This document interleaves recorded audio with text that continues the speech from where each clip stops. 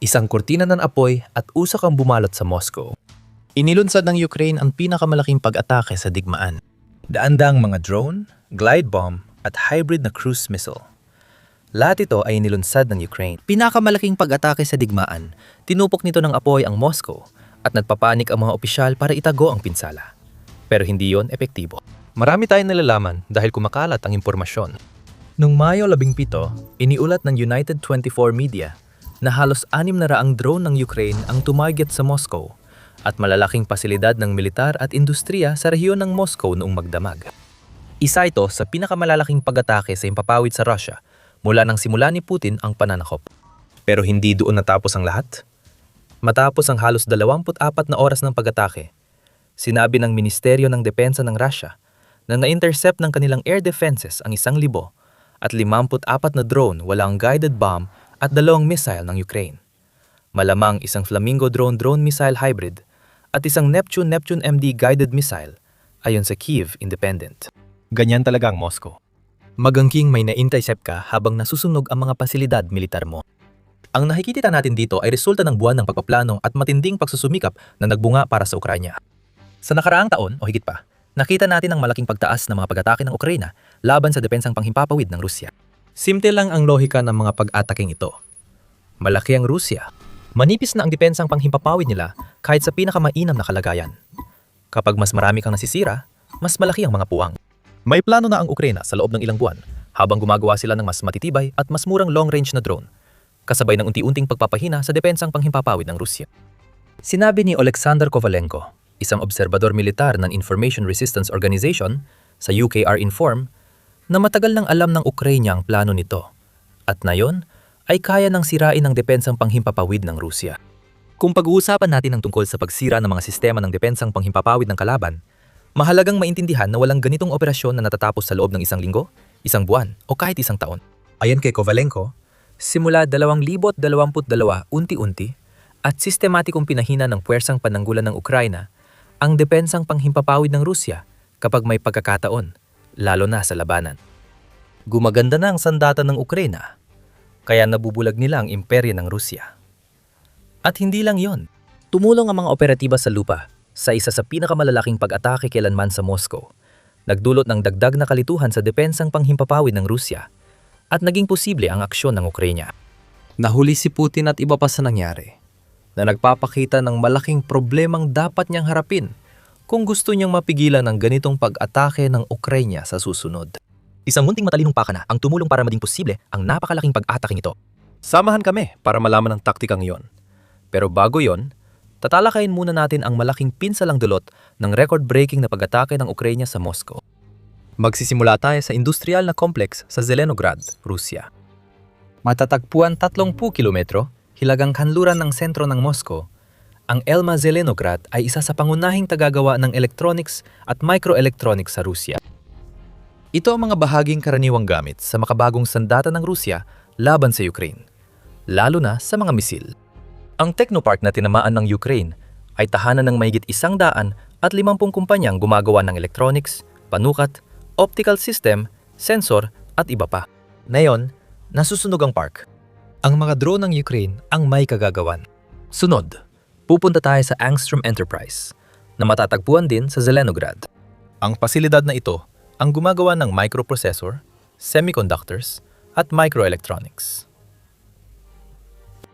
Napapansin natin na tinatarget ng Ukraine ang mga elektronikong pasilidad na nagbibigay daan sa mga pangmalayuang pag-ataking missile ng Russia. Lahat ng komponenteng ito ay gamit din sa air defense missile. Habang ginagamit ng Ukraine ang mga puwang sa depensa ng himpapawid ng Russia, patuloy din itong napapahina sa mga ito. Unti-unting pinuputol ng Ukraine ang puno ng Russia at pinapanood ito ni Putin habang papalapit sa sigaw na tumba. Ayon sa The Guardian, inako ng Security Service of Ukraine o SBU ang responsibilidad para rito. At karamihan sa iba pang mga pag-ataking na itala sa Moscow hanggang Mayo 17. Isang sunog ang naiulat sa pasilidad. Tinukoy ng SBU ang Angstrom bilang mahalaga sa military-industrial complex ng Russia dahil sa paggawa ng makabagong sandata. Isang supply chain ang nawasak sa Moscow at marami pang dapat talakayin.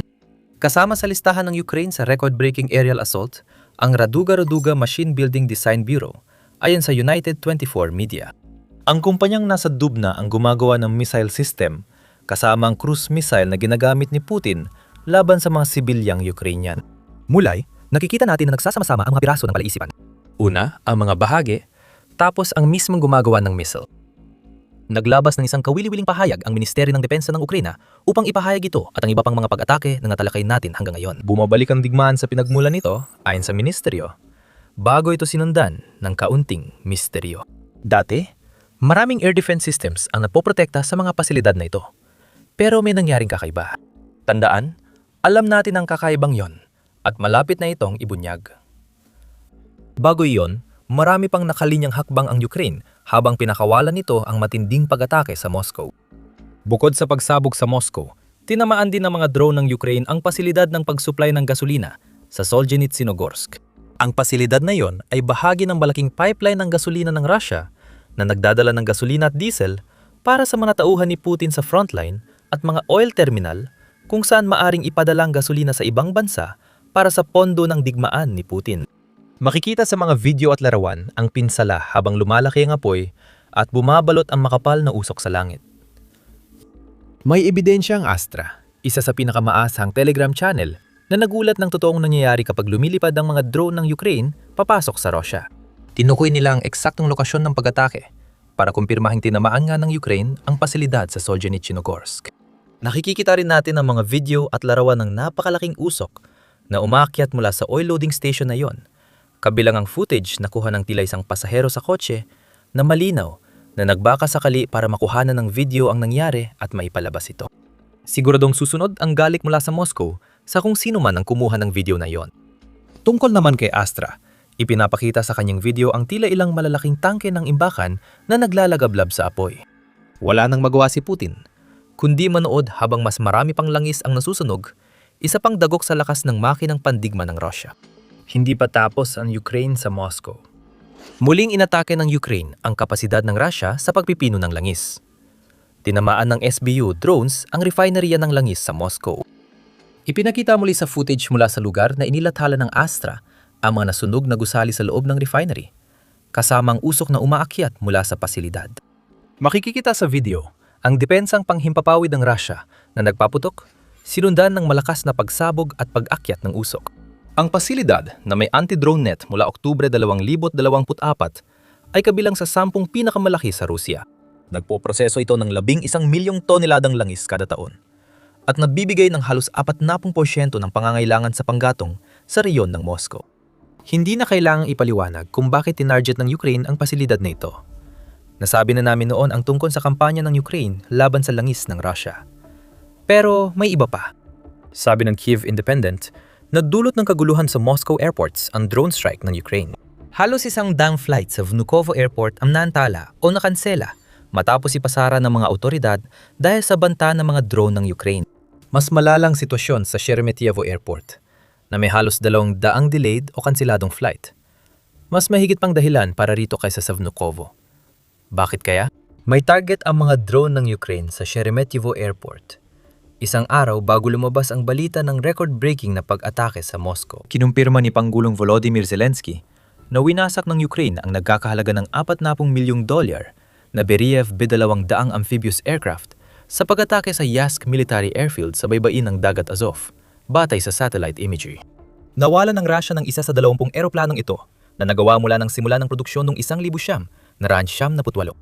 Mukhang tinatarget ng Ukraine ang lahat ng panghimpapawid na lakas ng Russia. Ang mga gumagawa ng missile at mga kumpanyang gumagawa ng mga bahagi na kailangan para sa kanilang operasyon ay naapektuhan lahat sa Moscow noong Mayo 17. At hindi pa doon natapos ang Ukraine.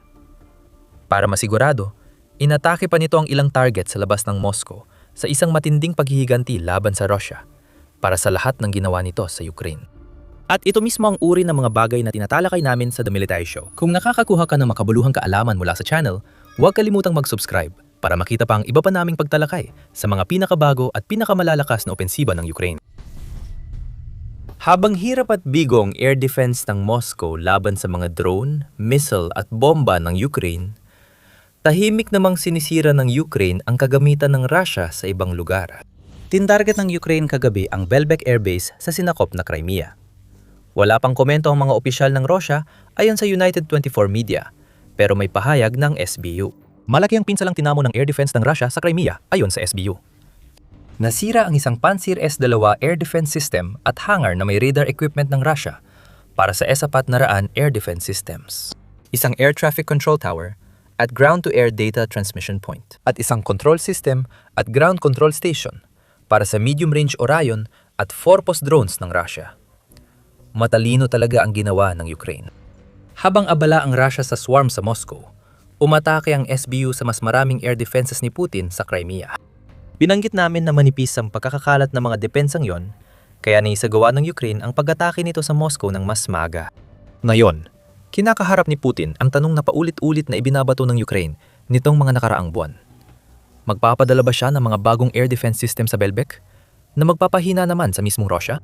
O iiwan ba niya ang mga air defense system sa mismong mainland ng Russia na magbibigay daan sa Ukraine na makapaglunsad ng mas maraming pag-atake laban sa Crimea? Sa anumang paraan, talo si Putin. At ito ang gusto ng Ukraine. May isa pang bonus na pag-atake na dapat iulat. Hindi napigilang makisali sa aksyon si Robert Brovdi, kumander ng puwersa ng Ukraine para sa mga sistemang walang tripulante. Kumpirmado niyang halos 1,000 kilometro ang nilipad ng mga drone ng Ukraine para direktang tamaan ang Russian patrol boat sa Kaspisk, Dagestan Republic ng Russia, habang ginugulo ng swarm ang Moscow. Kinumpirma ng Euromaidan Press na isang project 10,400 at 10 Svetlyak ang barko. At ito na ang ika-4 na barkong Ruso na napabagsak ng drone ng Ukraine ngayong Mayo. Sobrang pagkakaiba-iba ng mga targets, ani Brovdi, habang ibinabahagi ang video ng pag-atake sa Facebook. Pagkatapos, nagbigay ng babala ang kilalang drone commander ng Ukraine na tila tuwirang nakatuhon kay Putin at sa kanyang mga general. Pinalalawak namin ang aming operasyon. Nalasahan na ng Moscow ang pagpapalawak na yon at sinusubukan ni Putin na iluwa yon. Hindi niya magawa. Narating ng Ukraine ang panibagong rurok sa long-range attacks at ayon kay Brovdi, mas lalala pa ito para sa Russia. Naghihintay umatake ang mas makapangyarihang drone habang isa-isang natatanggal ang air defense ng Russia. Para kay Zelensky, matamis na paghihiganti ang pag-ataking ito. Dapat lang yon sa Russia. Hindi lang para sa lahat ng ginawa nito sa Ukraine hanggang ngayon, kundi lalo na para sa isang pag-atake na isinagawa nito laban sa Ukraine. Sa pagkakataong ito, umabot na sa rehiyon ng Moscow ang kakayahan ng Ukraine na umatake mula sa malayo. Malinaw na sinabi ni Zelensky sa mga Ruso na dapat tapusin ang kanilang estado ang digmaan matapos ang serye ng pag-atake sa mga target na higit 500 kilometro ang layo mula sa hangganan ng Ukraine at Russia. Sabi pa ni Zelensky, makatarungang tugon ang pag-atake ng Ukraine. Tama siya. Isang araw lang, bago simulan ng Ukraine ang pambubomba sa kabisera ng Russia, inatake muna ni Putin ang Kyiv, kabisera ng Ukraine. Hindi militar ang tinamaan ng Russia, kundi mga sibilyan. Matapos ang pag-atake noong Mayo 15 sa Kyiv, hindi bababa sa 24 na sibilyan ang namatay, kaya nagdeklara ng isang araw ng pagluluksa. Klaro ang lohika ni Zelensky. Isang kabisera kapalit ng isa pa. Ang pagkakaiba lang, hindi sinadyang targetin ng Ukraine ang mga sibilyan, hindi tulad ng ginawa ng Russia. Yung mga nakikinig lang sa Russia ay di alam na mahusok ang langit sa Moscow habang nasusunog ang ilang mahalagang bahagi ng makinaryang militar ng Russia. Noong Mayo 17, sinabi ng Russian Defense Ministry na nasira nila ang 556 na drone ng Ukraine sa iba't ibang rehiyon kasama ang Moscow. Ang iniulat na bilang na iyon ay halos na doble kalaunan, gaya ng naibalita namin kanina, at pinalawak pa para isama ang mga guided bomb at missile. Tulad ng madalas mangyari sa Russia, mahirap paghiwalain ang katotohanan sa realidad. Kung 556 drone ito, isa ito sa pinakamalalaking pag-atake ng Ukraine sa Russia. Pero kung lampas, 1,000 drone pati bomba at missile, hindi na ito isa lang sa pinakamalalaking pag-atake. Ito na ang pinakamalaking pag-atake na inilunsad ng Ukraine hanggang sa puntong ito ng digmaan. Kahit ano paman, napakalaki ng saklaw ng matinding pag-atake laban sa Moscow. Inilahad ng Russian military blogger na si Alexander Kots ang lahat. Sa unang pagkakataon, lumampas na sa 1,000 ang bilang ng mga long-range drone na napabagsak. Sa karaniwan, bawat oras sa nakalipas na 24 na oras, may average na 44 na drone ang napabagsak. Ayon kay Kots, hindi dapat balewalain ang pagtaas ng lakas ng kalaban sa pag-atake. At iyan ang talagang nakakabahala para kay Putin. Hindi naman kinakailangang ang laki ng pag-atake sa Moscow ang dahilan. Siguradong kinabahan siya ng husto habang ipinapakita niya ang kanyang lakas sa pamamagitan ng pagtatago sa isang bunker na pinakamalayo sa Moscow hanggat maaari. Dahil isa na namang military blogger Ang lantaran ng nagsisiwalat na lalong dumalaki at mas nagiging mapaminsala ang mga pag-atake ng Ukraine. Pagsamay ng ulat ni Kots at mga video mula Moscow, matapos ang Mayo 17, at makikita ang isang bagay na ayaw ni Putin. Lumalaganap na ang impormasyon sa mundo. Sobrang desperado ni Putin na pigilan ng sinuman na malaman ang totoong nangyayari sa Russia. Kaya kamakailan lang ay nagpasa ang pamahalaan ng lungsod ng Moscow ng batas na nagbabawal sa paglalatala ng anumang balita tungkol sa mga pag-atake ng drone ng Ukraine nang walang tahasang at opisyal na pahintulot. Iniulat ng Kyiv Independent noong Mayo 13 ang pinakabagong batas na pinakahuli sa maraming paghihigpit sa media na ipinatupad ni Putin mula 2025. Gustong kontrolin ni Putin ang balita sa Moscow, kaya nagsasalita ang Russian Defense Ministry tungkol sa mga drone na raw nila na pabagsak. Ayaw niya, pero nakikita ng mundo sa mga Telegram channel tulad ng Astra ang balita tungkol sa nasusunog na military-industrial complex sa puso ng Russia. Gaya dati, magsisinungaling at magpapalabo lang ng usapan ang Russia. May isa pa itong tugon. Sinuntok ng Russia ang sarili noong Mayo 17. Lumabas ang video ng Russian Air Defense System, posibleng Pansir, na nagpaputok ng missile, pero hindi Ukrainian drone ang target. Diretso tumama ang missile sa apartment building sa Moscow. Magaling siguro. Pinabagsak ng Russia ang isang delikadong residential complex habang inatake ng mga drone ng Ukraine ang mga target sa buong Moscow. Balikan natin. Sinabi namin ng kampanya ng Ukraine laban sa depensa sa impapawid ng Russia ang nagbigay daan sa pag-atake sa Moscow. Pero may isa pang sangkot dito. Isang hindi inaasang X-factor na hindi nakita ni Putin na darating at naging dahilan para mas vulnerable ang Moscow kaysa dati. Hindi lang depensa sa impapawid ang sinira ng mga drone, kaya naging posible ang pag-atake noong Mayo 17. May mga operatiba sa Moscow na tumulong pahinain ang depensa sa impapawid ng rehiyon bago ang atake ng Ukraine. Noong Mayo 17, naglabas ng pahayag sa Telegram ang grupong partidista na Atesh. Sinabi ni Atesh na pinatigil ng aming mga ahente ang operasyon ng ilang communication towers sa Putulkovo, Komunarka at Domodedovo sa Moscow. Dagdag niya, may mga electronic warfare module ang mga pasilidad na nagmomonitor ng mababang lipad na target, nagpapadala ng datos at nagkokoordina ng air defense units. Nagkaroon ng sabotahe bago ang pag-atake ng Ukraine at tila mahalaga ang naging papel nito. Ayon sa Telegram post ni Artem, sinira ng mga sunog ang mga electronic warfare module na nagmomonitor ng mababang lipad ng mga target tulad ng mga drone. Kaya nabawasan ang kakayahan ng mga air defense unit ng Moscow na makipag-ugnayan.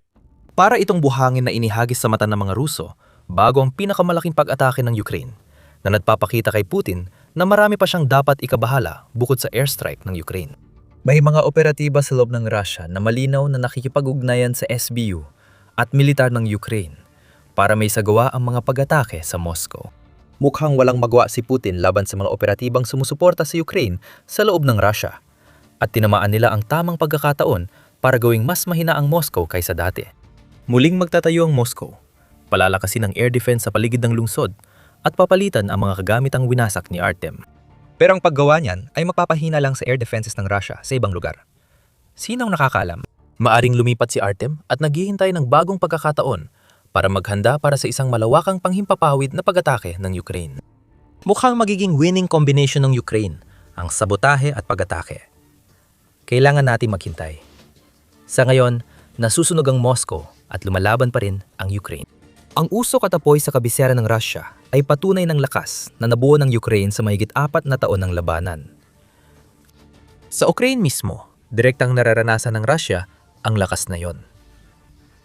Habang nasusunog ang Moscow, lumalaban ang Ukraine sa Russia sa Donbas. Bigo ang opensibo ng Russia ngayong tagsibol at hindi na nila kontrolado ang takbo ng digmaan sa lupa. Panurin ang aming video para sa karagdagang detalye. At kung nagustuhan mo ang videong ito, huwag kalimutang mag-subscribe sa The Military Show para sa iba pang balita tungkol sa pag-atake ng Ukraine sa Russia. Salamat sa panonood.